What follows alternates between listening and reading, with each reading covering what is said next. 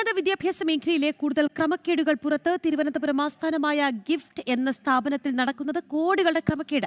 ഒരു ടീച്ചിംഗ് അവർ പോലുമില്ലാതെ സ്ഥാപനത്തിൽ 13 അധ്യാപകരെ അനധികൃതമായി നിയമിച്ച് UGC സ്കെയിലിലാണ് ഇവർക്ക് ശമ്പളം നൽകിയത്. ധനകാര്യമന്ത്രി കൂടിയായ മുഖ്യമന്ത്രി ചെയർമാനായ സ്ഥാപനത്തിലാണ് ക്രമക്കേട്. ആദ്യം പ്രതികരണത്തിലേക്ക്.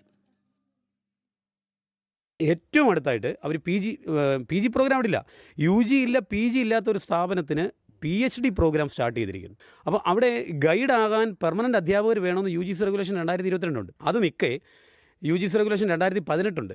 ഇതിൻ്റെ എല്ലാം കൃത്യമായ വയലേഷനാണ്.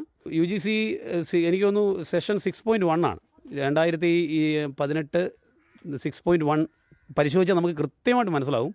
ഒരു PG പ്രോഗ്രാം ഇല്ലാത്ത കോളേജിൽ PhDക്ക് അനുമതി കൊടുക്കാൻ സാധിക്കില്ല. പെർമനൻറ്റ് സ്റ്റാഫ് ഒരാൾ പോലും ഇല്ലാത്ത ഒരിടത്ത് യൂണിവേഴ്സിറ്റി പ്രൊഫസർ നേരിട്ട് ഗൈഡ്ഷിപ്പിൽ ഇരിക്കേണ്ട ഒരു കോഴ്സ്, എക്കണോമിക്സ് പോലൊരു കോഴ്സിന് PhD ഇവർ സ്വന്തമായിട്ട് നടത്തുകയാണ്. അവിടുത്തെ അധ്യാപകർ എല്ലാവരും താൽക്കാലിക അധ്യാപകരാണ്. ഒരാൾ പോലും പെർമനൻറ്റ് അധ്യാപകനില്ല. കാര്യം ഈ സ്ഥാപനത്തിൽ അങ്ങനെ പെർമനൻറ്റ് അധ്യാപകനെ പോസ്റ്റ് ചെയ്യാൻ പോലും സാധിക്കില്ല. റെഗുലേഷൻ വന്നതിന് ശേഷം അങ്ങനെ PhD പ്രോഗ്രാം എടുക്കാൻ സാധിക്കില്ല. ഇത് കൃത്യമായി അവർക്ക് അറിയാമെന്നിരിക്കെ പുതിയ 8 അപ്പോയിൻമെൻറ്റുകൾ അവരിപ്പോൾ എടുത്തിരിക്കുന്നു. ഈ വിദ്യാർത്ഥികൾ വഞ്ചിക്കപ്പെട്ടു. അവിടെ പഠിക്കുന്ന മുഴുവൻ വിദ്യാർത്ഥികളും നിലവിൽ വഞ്ചിക്കപ്പെട്ടുകൊണ്ടിരിക്കുന്നു.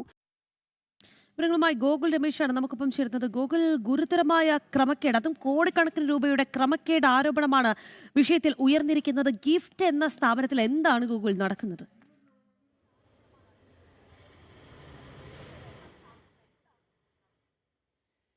രാഖി, 2009 കേന്ദ്ര സർക്കാരും സംസ്ഥാന സർക്കാരും അതോടൊപ്പം തന്നെ ഗിഫ്റ്റ് ഇവർ 3 പേരും കൂടെ സംയുക്തമായിട്ട് MOU ഒപ്പുവെച്ചുകൊണ്ട് തിരുവനന്തപുരം ആസ്ഥാനമാക്കിക്കൊണ്ട് Gulati institute of finance and taxation എന്ന് പറയുന്ന ഗിഫ്റ്റ് എന്ന് പറയുന്ന സ്ഥാപനത്തിന് തുടക്കമിട്ടത്. പക്ഷേ 2010 ആയപ്പോഴേക്കും ഇവർ ചില നിയമ നടപടികളിലൂടെ കേന്ദ്ര സർക്കാരിനെ ഇതിൽ നിന്ന് പുറത്താക്കി. തുടർന്ന് ഇപ്പോൾ സംസ്ഥാന സർക്കാരിൻ്റെയും അതോടൊപ്പം തന്നെ ഗിഫ്റ്റ് എന്ന് പറയുന്ന ആ ഒരു സ്ഥാപനത്തിൻ്റെയും നേതൃത്വത്തിലാണ് ആ പ്രവർത്തനം നടന്നു വന്നുകൊണ്ടിരിക്കുന്നത്. അതിനുശേഷം അവിടെ നടന്നിരിക്കുന്നത് വ്യാപകമായിട്ടുള്ള കൊള്ളയും ക്രമക്കേടുമാണ് എന്നുള്ളതാണ് ഉന്നത വിദ്യാഭ്യാസ സംരക്ഷണ സമിതി ഇപ്പോൾ ചൂണ്ടിക്കാട്ടിയിരിക്കുന്നത്.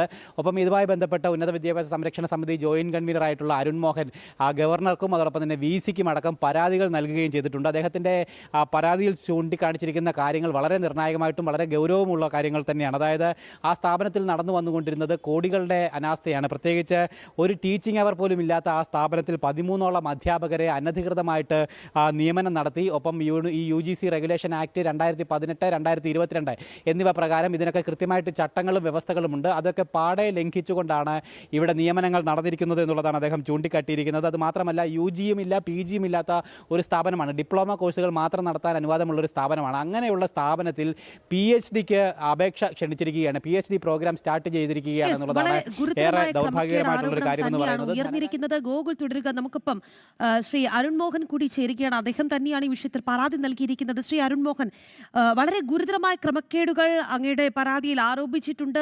ഗിഫ്റ്റ് എന്ന സ്ഥാപനത്തിൽ എന്താണ് അങ്ങയുടെ ശ്രദ്ധയിൽപ്പെട്ട കാര്യങ്ങൾ? എന്തൊക്കെ ഗുരുതരമായ ക്രമക്കേടുകൾ നടന്നിരിക്കുന്നു?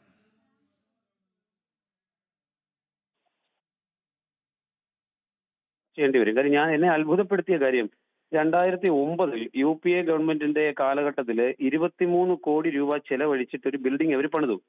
അതായത് 2009 ഇത് രജിസ്റ്റർ ചെയ്യുന്ന സമയത്ത് സെന്റർ ഫോർ ടാക്സേഷൻ അഥവാ CTS എന്നായിരുന്നു അതിന്റെ പേര്. ഒരു ട്രൈപാർട്ടി MOU ആണ് അവർ സൈൻ ചെയ്തിരുന്നത്. ട്രൈപാർട്ടി MOU മീൻസ് ഈ CTSഉം സ്റ്റേറ്റ് ഗവൺമെന്റും സെൻട്രൽ ഗവൺമെന്റും കൂടി കമ്പൈൻഡ് ആയിട്ടുള്ള ഒരു കരാറ്. ആ കരാർ പ്രകാരം 23 കോടി രൂപ, 34 കോടി രൂപയുടെ ബിൽഡിംഗ് പണിതതിൽ 23 കോടി രൂപ കൊടുത്ത സെൻട്രൽ ഗവൺമെന്റ് ആണ്. നമ്മളെല്ലാം അത്ഭുതപ്പെടുത്തിക്കൊണ്ട് ഈ CPMന്റെ ചില നയപരമായ കാര്യങ്ങൾ നമ്മൾ മനസ്സിലാക്കേണ്ടത്, തന്ത്രങ്ങൾ മനസ്സിലാക്കേണ്ടത്, കേന്ദ്ര ഗവൺമെന്റിന് ഓണർഷിപ്പ് ഉള്ള ഈ സ്ഥാപനത്തിൽ, അന്ന് ആ തരത്തിൽ രജിസ്റ്റർ ചെയ്യപ്പെട്ട ഈ സ്ഥാപനത്തിൽ പിന്നീട് സെൻട്രൽ ഗവൺമെന്റിനെ ഒഴിവാക്കിക്കൊണ്ട് ഇവര് കേരള സൊസൈറ്റി ആക്ട് ഉണ്ടല്ലോ, അതായത് കൊച്ചിൻ ട്രാവൻകൂർ സൊസൈറ്റി ആക്ട് പ്രകാരം ഇത് രജിസ്റ്റർ ചെയ്തു. എന്നിട്ട് ആ സ്ഥാപനത്തിന്റെ ചെയർമാൻ ആരാണെന്നറിയുമോ? കേരളത്തിന്റെ ധനകാര്യ വകുപ്പ് മന്ത്രി. Cochin university of science and technology അഥവാ കുസാറ്റിന്റെ റെക്കഗ്നിഷനോട് കൂടി പ്രവർത്തിക്കുന്ന ഒരു സ്ഥാപനം. അത് അഫിലിയേഷൻ അല്ല. അഫിലിയേഷനും റെക്കഗ്നിഷനും രണ്ടും രണ്ടാണ്. യൂണിവേഴ്സിറ്റി സ്റ്റാറ്റ്യൂട്ട് പരിശോധിച്ചാൽ നമുക്കത് കൃത്യമായിട്ട് മനസ്സിലാക്കാൻ സാധിക്കും. അവിടെ കേവലം ഒരു ഡിപ്ലോമ അല്ലെങ്കിൽ ട്രെയിനിങ് പ്രോഗ്രാം ഒക്കെ മാത്രം നടക്കുന്ന ഒരു സെന്ററിൽ ഇന്നിപ്പോൾ PhD നടക്കുന്നു. അതായത് PhD കോഴ്സ് അവർ നടത്തുകയാണ്. എന്തിന്റെ അടിസ്ഥാനത്തിലാണെന്ന് മനസ്സിലാവുന്നില്ല.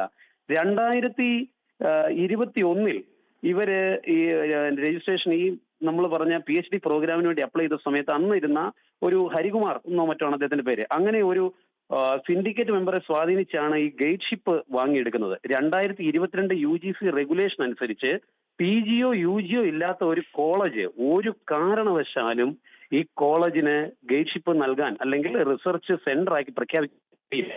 എന്നിട്ട് നമ്മൾ അത്ഭുതപ്പെടുത്തിക്കൊണ്ട് ഈ economic and political weekly EPW പോലും അവരുടെ പരസ്യം കൊടുത്തിരിക്കുന്നു. Autonomous institute under government of Kerala എന്നാണ് അവര് പരസ്യം ചെയ്തിരിക്കുന്നത്. ഒരു ടീച്ചിങ് അവർ പോലും ഇല്ലാത്ത സ്ഥാപനത്തിൽ 13 അധ്യാപകർ UGC സ്കെയിൽ സാലറി വാങ്ങുന്നു. കുസാറ്റിൽ ഇന്റർവ്യൂ നടന്നിട്ടില്ല. ഇന്റർവ്യൂ ബോർഡ് ആരാണെന്ന് നമുക്കറിയില്ല. അതായത് CPMന്റെ ഒരു കറക്ക് കമ്പനിയായി പാർട്ടിക്ക് പണസമ്പാദനത്തിനുള്ള ഒരു മാർഗമായി ഇതിനെ മാറ്റിയെടുത്തു. ഇന്നിപ്പോൾ കേരളത്തിന്റെ ധനകാര്യ വകുപ്പ് മന്ത്രി എന്ന് പറയുന്നത് ശ്രീ VD സതീശനാണ്. ഞാൻ അദ്ദേഹത്തിന് കഴിഞ്ഞ മാസം 22-ാം തീയതി പരാതി അയച്ചു. താങ്കൾ ഇതിനെക്കുറിച്ച് അറിഞ്ഞിട്ടുണ്ടോ? താങ്കളാണ് ഇതിന്റെ ചെയർമാൻ. കേരളത്തിന്റെ മുഖ്യമന്ത്രി ചെയർമാൻ എന്ന് പറഞ്ഞാൽ വളരെ സിമ്പിൾ ആയിട്ട് ആളുകളെ പറ്റിക്കാൻ സാധിക്കും. അപ്പം 4 ഇയർ UG പ്രോഗ്രാമോ അതായത് FIUGP പുതിയ NEP അനുസരിച്ച് FIUGPയോ PGയോ ഇല്ലാത്ത ഈ സ്ഥാപനം എങ്ങനെയാണ് UGC മാനദണ്ഡങ്ങൾ അനുസരിച്ച് 2022 UGC റെഗുലേഷൻ ആക്ട് സെക്ഷൻ 6.1 അതെ അതനുസരിച്ച് ഇതിനെക്കുറിച്ച് വിശദമായി പഠിച്ച് പരാതി നൽകിയതിന്റെ അടിസ്ഥാനത്തിലാണ് ആധികാരികമായി തന്നെ പറയുന്നത് ഒരു ഗൈഡ് ആകാൻ യൂണിവേഴ്സിറ്റി അഫിലിയേറ്റഡ് കോളേജിലെ PG കോളേജിലെ സ്ഥിരം അധ്യാപകർ വേണം. ഗിഫ്റ്റിൽ ഒരാൾ പോലും സ്ഥിരം അധ്യാപകരല്ല. അതിനാൽ ഇവർക്ക് ഗൈഡ് ആകാൻ കഴിയില്ല. പിന്നെ എങ്ങനെയാണ് ഇവർ ഈ PG എക്കണോമിക്സിൽ ഇവർ PG അല്ല എക്കണോമിക്സിൽ ഇവർ PhD കൊടുക്കുന്നു? അത് പരസ്യം ചെയ്തിരിക്കുന്നു. EPW പോലും പരസ്യം ചെയ്തിരിക്കുന്നു. ചുരുക്കി പറഞ്ഞാൽ ചട്ടലംഘനമെന്ന് മാത്രമല്ല, കോടിക്കണക്കിന് 32 കോടി രൂപയാണ് സെൻട്രൽ ഗവൺമെന്റിൽ നിന്ന് 2009 ഇവർ കൈപ്പറ്റിയത്. കോവിഡ് കാലഘട്ടത്തിൽ കോളേജ് അധ്യാപകരുടെ ശമ്പളം മുഴുവൻ തടഞ്ഞു വെച്ചിരുന്ന സമയത്ത് അല്ലെങ്കിൽ കൊടുക്കാൻ മാർഗമില്ലാതിരുന്ന സമയത്ത് ഇവർക്ക് സാലറി കൊടുത്തത് അന്ന് വലിയ വിവാദമായിരുന്നു. ഇനി ഞാൻ പറയുന്ന എല്ലാം വിടാം, ഒറ്റ കാര്യം കൂടി, ഞാൻ പറയുന്ന എല്ലാം ആരോപണമാണെന്ന് മാത്രം കരുതിക്കോളൂ. ഈ വിഷയത്തിന്മേൽ ഇവരുടെ കോടിക്കണക്കിന് രൂപയുടെ അഴിമതിയെ സംബന്ധിച്ച് ഭരണഘടനാ സ്ഥാപനമായ CAG അന്വേഷിച്ച് ഗവൺമെന്റിന് റിപ്പോർട്ട് കൊടുത്തു. ഗുരുതരമായ വീഴ്ച വരുത്തി കോടികളുടെ അഴിമതി ഇവിടെ നടന്നുവെന്ന് നമ്മുടെ ഗവൺമെന്റിന് മുന്നിലുണ്ടെന്ന് ഇതേ വിഷയം. അതിന്റെ പുറത്ത് അടയിരിക്കുകയാണ് ഗവൺമെന്റ് മാറി വന്നിട്ട് പോലും ഇത് ഇപ്പോഴത്തെ മുഖ്യമന്ത്രി പോലും പരിഗണിക്കുന്നില്ല എന്ന് പറയുന്ന സമയത്ത് വലിയ ഗൂഢാലോചന ഇതിന്റെ പിന്നിലുണ്ട്.